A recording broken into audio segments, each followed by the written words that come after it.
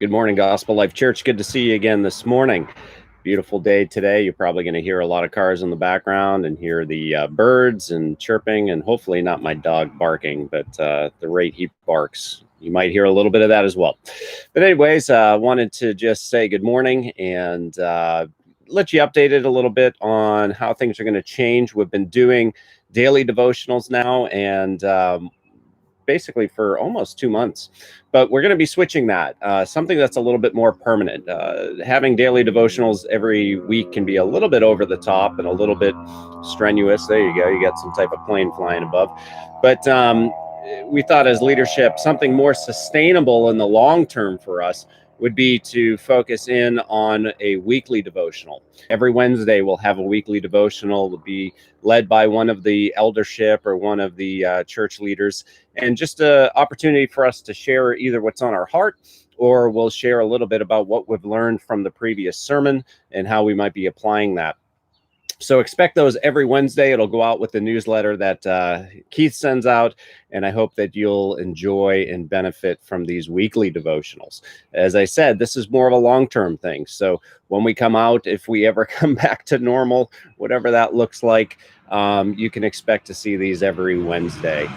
So I hope you enjoy them. As I think about what to share today, for me, I'm focused in on the getting ready, obviously, for Thursday's message. Another message focused in on peacemaking and what it means and how to handle conflict biblically.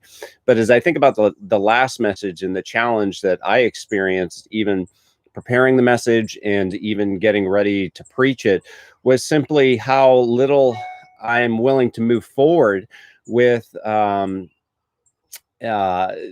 approaching or pursuing peace with those maybe who have hurt me, or maybe those who have done things that I would consider, not nice, right? And so it's a challenge to me to think through, even in my life, to look at the people I know and the people that I've had struggles with in relationship issues, and ask the question, how often have I gone and pursued peace with them? How often have I tried to make right, whether it was something I did wrong or they had something against me, and when I went and pursued it, nothing came out of it. So it was just a challenge as I got ready to really ask myself this question: am I one who goes and pursues peace with people, or do I let things just kind of fall apart? Do I let things be on the other person to make right whatever is going on?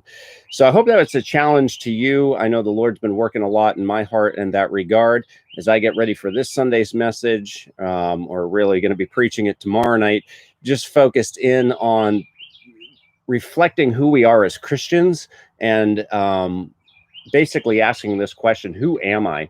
And if I can answer that question as a Christian from a biblical worldview, that really changes the playing field of how I'm going to approach conflict. So I hope you're excited for this week's message and this new series. I think it's a very important series. It's a series that needs to be preached probably every 3 years to remind us of the biblical truths of how important it is to handle our personal conflicts the way that God's called us to. Miss you all. I hope you have a wonderful evening. Just a reminder, or day, whatever time it is.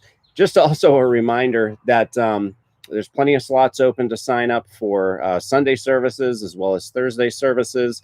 And just a great chance of fellowship. I don't know about you, but even for me, we had a small group Sunday night, good sized group comparatively on Thursday, and both were just really instructive and helpful, and just being together and singing together and praying together. It's just a nice change. It's a reminder of what we've missed these many weeks. So if you haven't been a part and you want to be a part, or you're wondering, is it really worth it? It's not the same as a normal church. I'll tell you right now, it's worth it. If you are willing and want to be with the people of Christ, though it's not a huge gathering, it is exactly, I think, what we need at this time. So I encourage you to be there. I miss you all. Have a great and wonderful day.